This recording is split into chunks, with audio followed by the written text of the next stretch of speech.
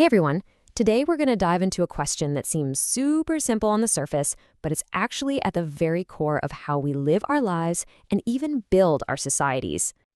Seriously, just take a second. What does it really mean to be healthy? Is it just, not being sick, or is there something more going on here? Because how we answer that question, well, that actually shapes our entire healthcare system. And for a really long time, the answer did seem pretty simple. We basically saw the human body in this very straightforward, almost mechanical way. So let's dig into that first concept. Right, so this first viewpoint, it pretty much dominated medicine for decades, and its logic is, well, it's deceptively simple. It's all about treating the body like it's a finely tuned engine. This is what we call the classic biomedical concept. It's a really powerful idea that grew right out of the germ theory of disease. The logic is simple, right? If you're not sick, you're healthy. End of story. And the doctor, they're basically the mechanic who finds the broken part and, fixes it, usually with a pill or an operation. But as you can probably guess, this simple view has some pretty big limits. Yeah, the big problem is this model has massive blind spots. It just completely ignores our minds, our societies, and our environment. It has no way to explain why huge global health issues like chronic disease, mental illness, or even pollution are such massive crises. So the bottom line is, we clearly needed a better definition. And that need for something better, it kicked off this really fascinating evolution in how we think about health. So let's take a little journey through this timeline, okay? We'll go from that simple body as a machine idea all the way to the much, much richer understanding we have today. All right, so around the middle of the 20th century, our understanding really started to grow. We began to realize that our bodies, well, they don't just exist in a vacuum. And this brings us to the ecological concept. All of a sudden, health isn't just about what's going on inside you. It's about this dynamic balance between you and your environment. It's a total shift in perspective, right? Like, what if disease isn't just a broken part, but a sign that you're not adapting well to your surroundings? And then came a huge breakthrough, the psychosocial concept. This added such a crucial layer. It was the moment we started to recognize that our health is deeply, deeply connected to our social world. Our culture, our economy, even politics. Just think about the impact of stress from your job or how much support you get from your community. Bam. Suddenly, health wasn't just biological anymore. It was social too. Okay, so this brings us to where we are today. We've got a concept that finally ties all of these different threads together into one big, comprehensive whole. This is the holistic concept, and it's really the grand synthesis of everything we've talked about. It recognizes that health isn't just about doctors and medicine. Nope, it's about, well, everything. The food we grow, the houses we live in, the schools we go to, all of it plays a part in our collective well-being.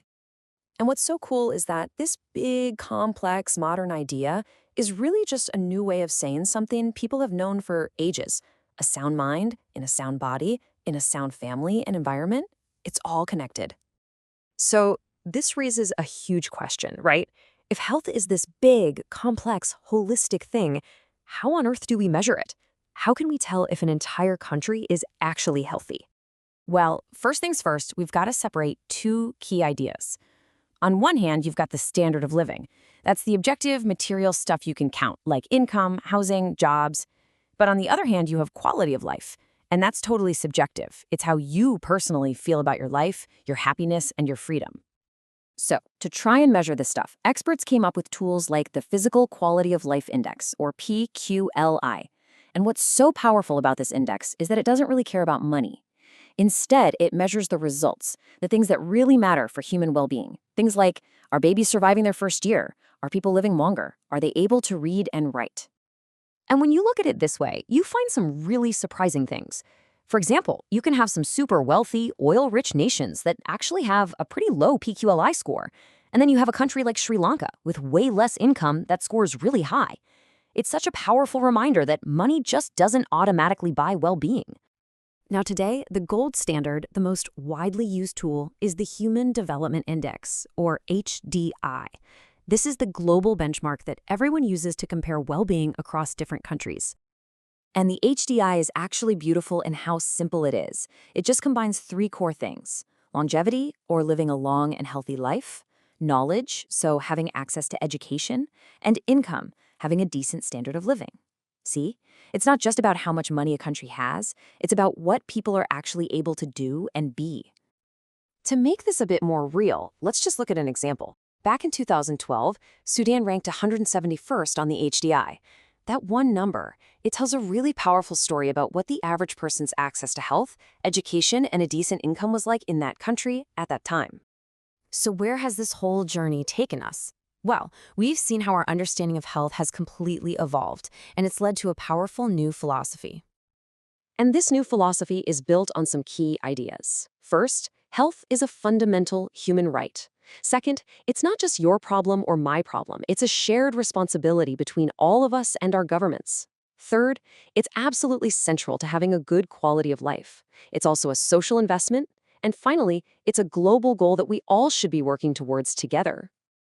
And really, all of this is summed up perfectly in that famous definition from the World Health Organization.